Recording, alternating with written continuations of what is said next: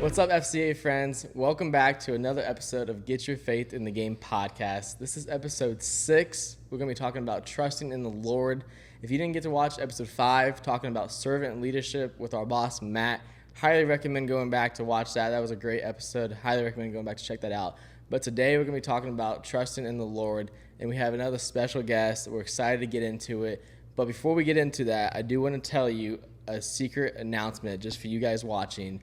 We officially ordered custom merchandise for this podcast, and we're going to be doing a giveaway at 100 subscribers. So if you're watching this right now and you haven't subscribed and you want a chance to win free merchandise, you need to go subscribe right now.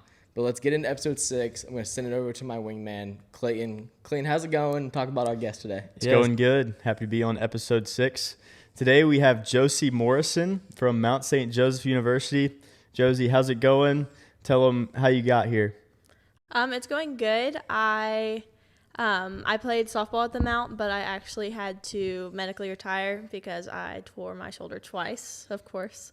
But through it all, I've kind of been through FCA. I've been heavily involved in just like little things on campus. I like to be involved. I like the leadership role. I like to talk. I like to be in connections and community with people. Yeah, absolutely. So you mentioned it a little bit, but go ahead and tell us kind of your softball story, how you maybe fell in love with the game, your high school experience, and you mentioned your injury as well. So go ahead and just share all of that with us. So I started out when I was really young. I did dance and ballet and gymnastics, I think, which it didn't take me long to figure out that I am not a dancer or gymnast at all. My body type isn't for that. I could not deal with the upper body strength even then. I just could not do anything like that. So I started playing softball, I think, when I was 6. The little T-ball. Everybody loves playing T-ball. Oh, yeah. It was so fun, and I knew that I was competitive. My dad is ultra competitive. He loves sports, but he could never be a guy dad or a boy dad because of how competitive he is. It's very much me and my sister are very good for him because he could not deal with boys. But I started playing T-ball, fell in love with it. I think I started pitching when I was 8 or 9. Did pitching lessons every week, and then pitching lessons turned into hitting lessons too. And then I started varsity my 7th grade year for varsity. Wow. Just a casual 13-year-old started in varsity. Yeah. Or I think I was 12. I was 12 and pitching to, I'll never forget, I struck this girl out. I went to Edmonson County High School. It's close to Bowling Green. I ended up transferring high schools, but... Kentucky. Yes, in Kentucky. Not Ohio. Not Ohio at all. Very far from Ohio. Closer to Tennessee. But I'll never forget, we were playing this game, and I'm pitching as a 7th grader. I'm scared, so scared, because we're playing this girl, and she's, committed to Missouri, Mizzou, SEC, and I struck her out, and I think that is still one of my, but then we're not going to talk about the rest of the games. I think I gave up. She went 3 for 4 with 3 home runs and 1 strikeout, but I just like to talk about the 1 strikeout, because I was, but started, we didn't have a middle school team, too, is the thing. We didn't have a middle school team for me to play, so if you played, you just automatically played varsity. Wow. Or varsity JV freshman, whatever. But I played there up until my freshman year. And then this was a super small town school. I think I had 70 people in my graduating class. I'd been with these people my whole life. And my parents were like, hey, you're excelling in all of these classes. I think I had 105 was my lowest grade my freshman year. Because my teachers were just... not pushing me. I wasn't in any hard classes. They only had 2 AP classes. So my parents were like, hey, what do you think about transferring schools so that you can have dual credit and AP and all the challenging classes? So I transferred, and I transferred to Greenwood High School in Bowling Green, which was only 30 minutes away. And I just loved it. It was super weird at first because I had been with the same high school or same people my whole life. But I played softball with a few of these girls through travel ball and things like that. But I transferred, and just school was better and everything was starting to get good. I was starting to make friends, and then COVID hit my sophomore year because that's when I transferred, which sucked because it was crazy. We were building our new house, so we were living in my grandparents' basement during COVID, still in Edmonson County, so I was far away from all of my Greenwood friends. My Edmonson County friends didn't like me because I played both softball and basketball. They thought I only transferred for sports reasons. Not it, but whatever. So didn't get to play my sophomore season, but I still did like travel ball that summer. We traveled to like Georgia, Tennessee, all of that. And I think we played my junior year, and that's when I started to like do really well. I think at this point I only had like 4 home runs under my belt through all of like varsity softball. I'd hit like probably around 15 in travel ball, but just only a few in high school ball. And then I started playing junior year. I started at first base. I didn't really pitch in high school. That was something I pitched for travel ball, but not in high school. My coach was very much a one pitcher only kind of girl, and that pitcher she's amazing. She's killing it in college right now, but she was a pitcher and a pitcher only. Like when I think of pitcher only, I think of this girl because she did nothing else. Nothing else. But she is phenomenal at pitching, so whatever works. But that year I had 9 home runs, went into travel ball. I had a little bit of shoulder pain, but it was kind of just ice it. You're a pitcher, you play first, you hit, like you do it all. You practice every day of the week. And then I play all travel ball, and there was a point where I was pitching in travel ball the summer before my senior year, and I threw a pitch, and it was like I don't remember anything. Like I feel like I blacked out. Like it was like oh no, my shoulder popped, and it was a pop that I had like never felt in my life, and like everything went numb. Like that's how I knew that my shoulder's torn the second time. Is like my whole hand went numb, like everything was tingling, and my dad was just like, my dad being ultra competitive, he's like, come on, like stop being a whiny butt. Like, get back in there. Yeah. Get it together. Like I don't know what you're doing besides complaining. So I was just like, okay, I'm fine. And it just continued to hurt and hurt and hurt. But it was more like that it was weak, not necessarily hurting. Like there would be pain here and there, but it was like I went to go pick up my backpack and I just couldn't because of how weak my arm was. So we went to the doctor. My dad told me I was faking it the whole time, which is still just a funny story we like to talk about. But I went to the doctor and he was like, actually, you've had one tear since 8th grade. It's been there for years. Like it was like scar tissue was trying to like form over it and everything. Yeah. It's like, it is years old. Then I had torn another part. He's like, if you don't have surgery, your shoulder's gonna like completely pop out of socket. Like you have to have surgery. So I did, and it was super hard just because I hadn't committed anywhere. I knew I wouldn't play college ball. I was talking to D1 teams, and like there were a few in Kentucky, a few in Tennessee that just, I had a bunch of teams, whether it was NAIA. I didn't care where I went. I just wanted to play. Everybody's dream is to go D1, but at this point I was just like, I just want to play somewhere. But I was super nervous, and I was like, what if like my senior year doesn't go well? All my friends are already committed, like I'm way behind. What if I lose my D1 offers? All of that sort of stuff. And then it was just kind of like a moment of, I can't do anything by myself. I'm not going to be able to go through this by myself whatsoever. Like, yes, I have a good family system and good friends, but if I don't give this to somebody, I'm going to go insane. So I kind of just gave that part over to God. I prayed about it. I told him, like, your will be done. I'm going to put my trust in you. I'm going to kind of just do what you want me to do, not worry about what I can do. I mean, do everything that I can do, like practice, PT, all of that, but give it to you. And then that's what led to my senior season, me committing. I think I ended up having, like, 16 offers by the time that I committed. My D1 offers did go away, which I was, like, sad about. But it's okay. I mean, I completely understand. Like, they're going to go with somebody who's healthy. And they didn't want me to commit before they saw me play after my surgery. So I found MSJ, and I loved it. The coaches were super nice. It's a super small school, but it's a Catholic school, which I'm not Catholic, but I do like to be. Like, I like being surrounded by a faith system, people who are in their faith. It's super cool. I like it. And I knew that I was going to graduate early with everything, so I committed there in, like, December. And they trusted me. They had saw me play before. They were like, we trust you. We trust that you're going to be able to come back. And I think that was the biggest thing for me. Like, just understanding that they trust me and trusted my abilities, even, like, before and after a major surgery. So I committed to them, and then we started playing. And my senior season, again, I was just kind of giving it to God, just saying, like, your will be done. If I suck, I suck. If I'm great, I'm great. Like, Yeah. I'm just going to let whatever happen.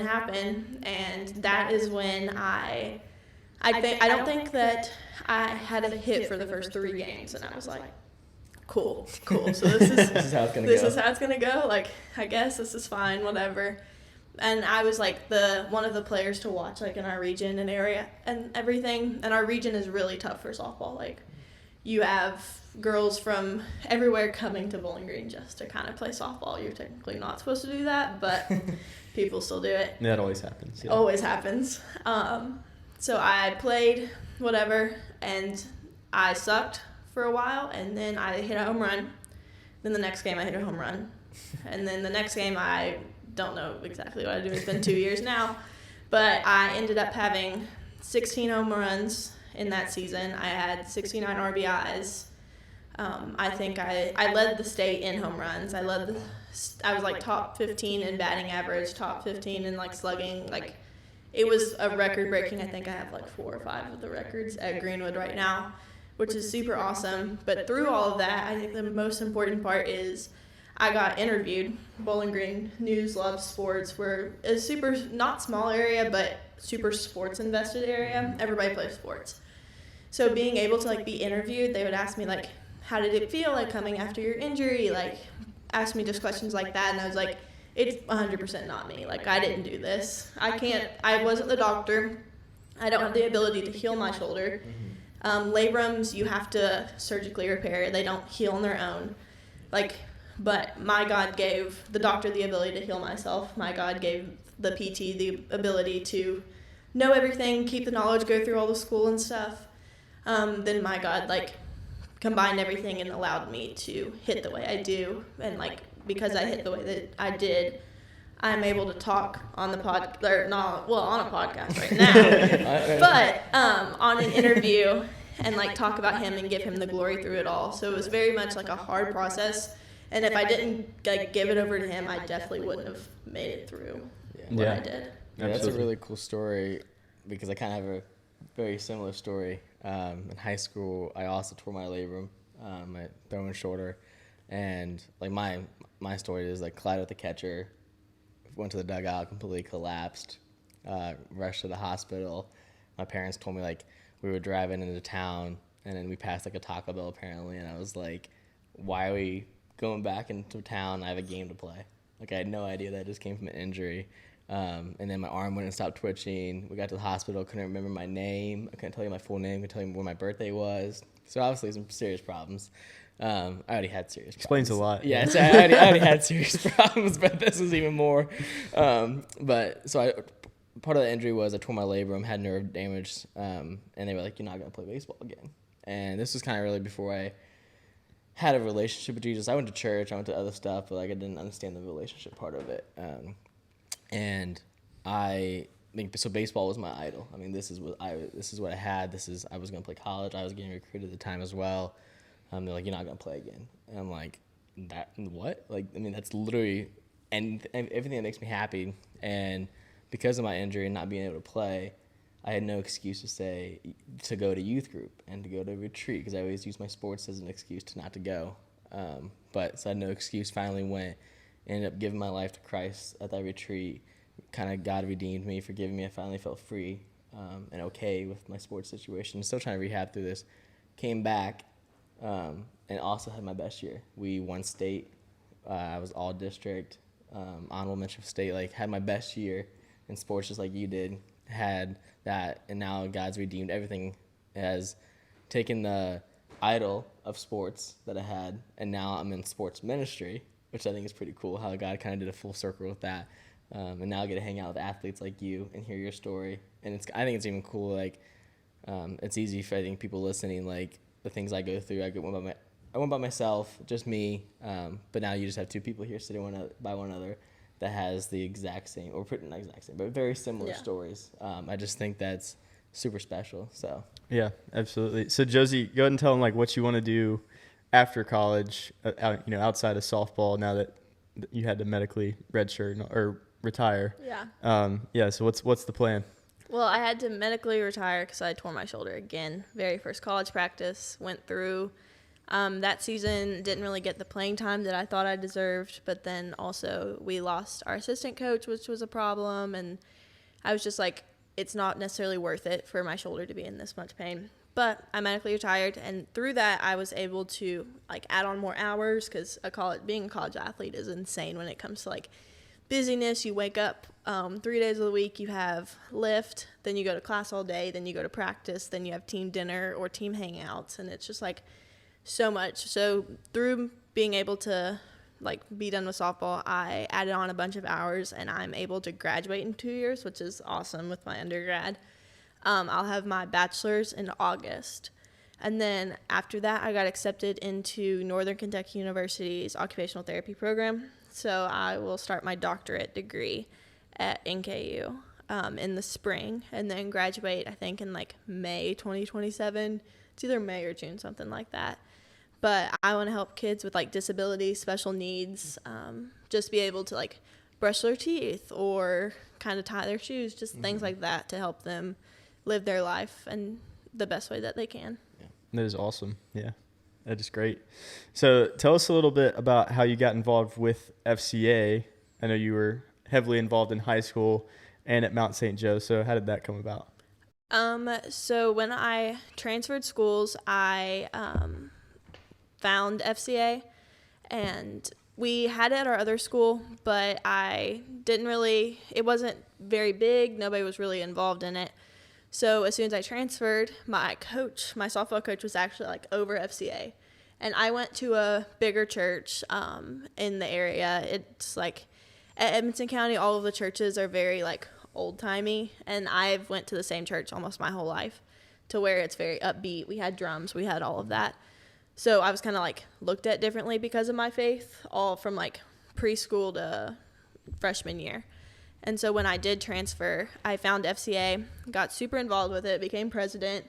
And through all of that, I was able to like speak at different conferences, and then do power camps and huddle camps. And through all of that, this past year, the girl who ran FCA at MSJ graduated, and I'm like involved in campus ministry. So they were like, hey, like you do FCA. Like we saw you posted on Instagram or something for like a power camp. And I was like, yeah, I do. I've done it for a while now. I love it. Yeah. Because, I mean, it combines faith and sports, which are like two of my favorite things in the world. Best things in life. Yeah, honestly, I could do faith and sports. I don't need anything else. I mean, I guess like college and school and degrees is a thing, but oh well. Yeah. Faith and sports is fine to me. But I was able to take over, so I kind of like run MSJ FCA. I do our social media. I plan all of our meetings and everything like that. So it's been super awesome being able to like see my friend, or like my former teammates, but they're my friends, like grow in their faith, kind of like see people turn away from kind of the church hurt and being able to like dive into faith, because it's hard for college students. Like we have all the distractions, especially student athletes. We have so much going on, and faith is something that our parents push on us a lot when we're younger. So seeing people like actively pursue Jesus and pursue their faith away from parents, away from like, they don't have to come, they don't have to do this, but they want to, which is like the coolest part of it all. Absolutely. Yeah, college is always one of those times where it's like, do you really want it, right? Or is this your parents' faith? So that's really cool, and we definitely appreciate, you know, your faith in leading that and growing students at MSJ. And so it's been really cool to see. So yeah, we appreciate it for sure. The topic of today's episode is trusting in the Lord. So I'll read out of Proverbs 3, verses 5 and 6. It says, trust in the Lord with all your heart and lean not on your own understanding. In all your ways submit to him, and he will make your path straight. So in terms of the book of Proverbs, it's kind of known as the book of wisdom. It's written by King Solomon. There's so many statements in Proverbs that you can pick out and just like live your life by, like one of those verses. A lot of if-then statements. But one thing that sticks out to me the most from the book of Proverbs is Proverbs chapter 9, verse 10. It says, the fear of the Lord is the beginning of wisdom, and knowledge of the Holy One is understanding. So in terms of like knowing anything in this world, it's like the beginning of wisdom is knowing who God is, right? The fear of the Lord. Zach, what can you kind of define as like the fear of the Lord? Yeah, when I think about fearing of God, us in English, it's easy to understand, like, fear of God, of, like, being scared of God, being afraid of God, but that's not what this text is written in. It's when it talks about fearing of God, it's talking about just fully respecting God and understanding that he runs everything. He's in charge and control of everything. And so having a fear of God is fully trusting in the respect you have for God, and that he has a plan for everything. He has a will for everything. He's got a perfect plan. And you talk about the statements. So today's verse, Proverbs 3:5-6. I should have wore a T-shirt today because I actually have it tattooed on my arm right here. And because I kind of chose that to be basically my life verse of just something I want to try to live out daily. And so I love the part that talks about too, when coming back with the fear of God and just for the full respect, is it starts with all your heart. So it says all your heart, and then it goes on, right? And all your ways submit to him, he'll make your path straight. So when you trust in the Lord with all your heart, when you trust in the Lord with all your ways, what happens? He will make your path straight. I think sometimes scripture is complicated and hard to understand. That's simple, cut and dry. Mm-hmm. Trust in him in all your ways, trust him with all your heart, and he'll make your pathway straight and make your life better. So Josi, for you, how has this been, like, trying to live this verse out, of struggling maybe at first, of trying to learn in your faith? What does it mean to trust the Lord with all your heart and all your ways? Because it's not an easy thing to do. Yeah, so I grew up in church. I have that kind of, like, not a pastor's kid story, but pretty dang close. My dad was super involved. So I grew up in church, but I never really, like, pursued a relationship with him until I kind of had it was before I had my surgery, but that's when I kind of, like, was on fire for Jesus. That's when I started to, like, go to youth group more, read my Bible, like, pursue the relationship, not just, like, the church only sort of girl. And with that came, like, the trust, like, with reading, with worshiping, with continuing to go. I think the more knowledge that you have about God and the more kind of, like, you dive into it, mm-hmm. the more faith you can have and the more trust you can have, because you can see the power through everything that he has done. Like, when I read the Old Testament or even just the New Testament, like, reading how cool that stuff is, like, it's stuff that you can't even imagine. Like, the story of David and Goliath, like, we don't see giants every day, but the fact that, like, a tiny little boy defeated a giant is kind of like a movie scenario. Like, my dad always says, he's like, when you, like, people always say the Bible is boring. Like, if this stuff was a movie, like, it would be a blockbuster. It would be insane. That's why Chosen's so popular. Yeah. It's just Bible stories put in the video and everybody loves it. Yeah, but it's hard to get in the word. Everybody's like, oh, the Bible's so boring. Like, no, the Bible's insane. Yeah. So the more you read, like, just being able to trust. And when I was, like, going through my shoulder injury in high school, it wasn't as hard as my one in college, because it was like, this was my shot. Like, mm-hmm. I tore it worse. I did it something else. Like, I tore my labrum and my bicep tendon in college. So just kind of, like, having that and being 3.5 hours away from home. Nobody was making me go to church. Nobody was making me kind of do everything when it comes to, like, my relationship with Jesus or school or simply anything. I don't have that parental supervision mm-hmm. anymore. So being able to, like, stay in the Word, finding a church. I went to a church by myself pretty much all the whole time, my first year, which is, like, scary. Nobody really likes to go to church by themselves. For sure. It's intimidating. I went to Seven Hills, which is, like, a big church. Mm-hmm. But by the end of the school year, I had, I think, 12 different, like, people come with me, mm-hmm. which was awesome. So just kind of, like, when I trust in God, I got to see him move in other people's life. My nickname, I told you guys when, like, we first met, my nickname on the team was Jesus. Crazy enough, because I was the only one. Like, people would be like, hey, what are you doing tonight? I'd be like, going to church. What are you doing tonight? FCA. Then it would just be like, hey, I'm going through this. And I'd be like, well, there's this verse. Like, it helped me. And so people were able to, like, come to me and know me as, I don't want people to know me as Jesus, because I am nowhere near. Like, me and Jesus are way far apart, but, like, our relationship is tight. But in, like, the aspects of who we are, we're way different. But just being able to, like, trust in him, through my trust, I've seen him move in other people's lives. So being able to, like, have that background of church, have that support system, have kind of, like, that kind of, like, childlike faith throughout my whole life, mm-hmm. being able to go through, like, my adult life and see other people, like, move through him because of just like me going to church is awesome. Yeah. Yeah. And I've talked about recently, literally the first step of understanding God is in the Word. Like getting in the Word daily and something like that. And so, Clayton, I want you to talk about that more because you talked about that recently, about how that's kind of like the first step of actually understanding God more. Yeah, I mean, it sounds overly simple, but like it's like anything else. Like you have to put the work in, right? Like if you show up for God, He will continually show up for you. Mm-hmm. So it's just, there's so many distractions, especially as a college student or, being kind of our age. There's a million things you could spend your time doing, and most of the time the Bible isn't at the forefront of your mind. Right, like the devil wants to distract us. He wants us to just sit and scroll, or distract ourselves in some way. But in reality, like we have some time throughout the day. Everybody has some time throughout the day where they can jump in the Word for 15, 20, 30 minutes and just intentionally show up for God. And like to me, that's how it starts. When you start to seek the Lord on your own, like He'll move in magnificent ways. But I'm really encouraged by your story, Josi, like that people called you Jesus kind of like as a joke or whatever, but really that's our role as Christians, is to live a life that, it's like, I'm not Jesus, but like just point at Jesus, live a life that points to Jesus, where people can see how you spend your time to the point where they're like, there's something different with this girl, right? She's resembles Jesus, so they may have called you that like as a joke or as a nickname, but like, that as Christians, that's kind of our role, is to do that, live a life that resembles Jesus that closely. So yeah, that's awesome. But yeah, going back to the verse, like the fear of the Lord is the beginning of wisdom. Knowledge of the Holy One is understanding. Like the beginning of knowing anything is recognizing like you don't know anything.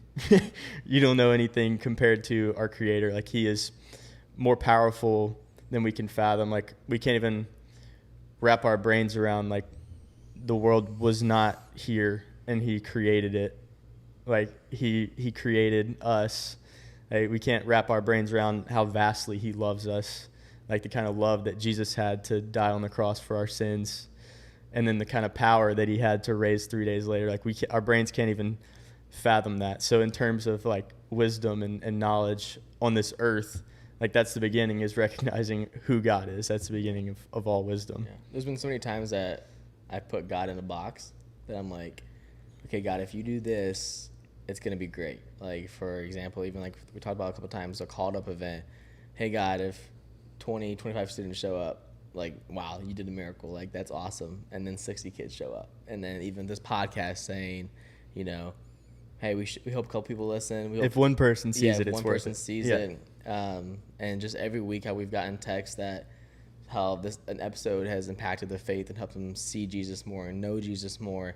There's just been so many times that I put God in a box, and I feel like God has a sense of humor, and that like when I put a limitation on Him, He's like, Zach, watch this, and then something amazing happens, and your mind's just blown every time. But like you said, I think understanding that and seeing those times where God just does things I can't fathom makes it easier for me to trust in the Lord in all my ways and all my heart, to submit to Him, because I've seen how He does it in life. So Josie, how does it, when seeing God move in your life, how does that make it easier in your faith to trust Him? I through an FCA event actually, the guy was talking and he was like, the Bible is your practice plan. Like everybody, I feel like, has practice plans, especially in college. So the Bible is your practice plan. So through that, like once you dive in that, and when you are like in that, it's super easy to kind of take a step back, like see what He did in the Bible, but take a step back and see what He did in your life. When you do that, it's like 10 times easier. Like the other day I was thinking, and I was like, I'm like living in an answered prayer right now. Like I was praying for my shoulder to heal, and it's healed. Like there's still problems. Like I did arms the other day, and my shoulder is shot right now. I played pickleball for 20 minutes. My shoulder's I like throw for like 5 throws, and I'm like, where's my bio freeze? Like I'm done. But it's super cool to like take a step back and realize like you're where you prayed to be like 5 years ago. You're where you prayed to be a year ago. So taking a step back and like seeing the power that He has and the power that He did, it's so kind of like relieving, because it's like what I'm praying for right now is going to happen. Like I trust in a God that is powerful. I trust in a God that keeps his promises. So trusting in that and just knowing that, like, I'm going to get my doctorate so that I can help kids. Like, I just know it's going to happen. I don't have, like, any, like, disfaith or distrust in him because of what he's done in my life. Josie, as we kind of wrap this up, if you could talk to your 17-year-old self, what would you say? Well, 17-year-old self was 2 years ago, so it's not that long for me. It's different, yeah. But it's, I was still in high school, so I would just tell her, like, stay strong. You're going to go through some crazy things in college. You're going to go through, like, crazy boyfriends or sports and being called Jesus. Like, but if you are firm, like, stay firm. Find that church, find those people. Like, it's going to be super hard at first, but you're going to be in that prayer. Like, you're going to get where you need to go in a way that you've never even imagined. Yeah, that's fantastic. Well, we thank you for joining us. Yeah. And we thank you for watching episode 6 of Get Your Faith in the Game. Again, if you have any questions about faith or who Jesus is or what the heck are these guys talking about, you can find us at CincinnatiFCA.org or on social media at CincyFCA. But we hope to see you next week on Get Your Faith in the Game. What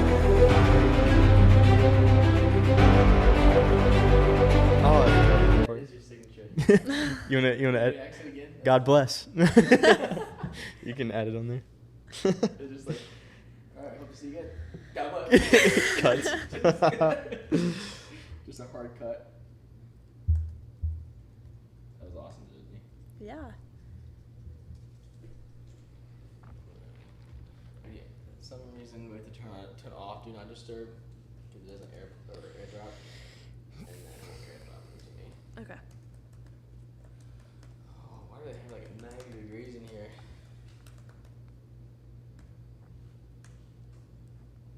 My name should pop up hopefully. Oh, I just didn't hit MacBook.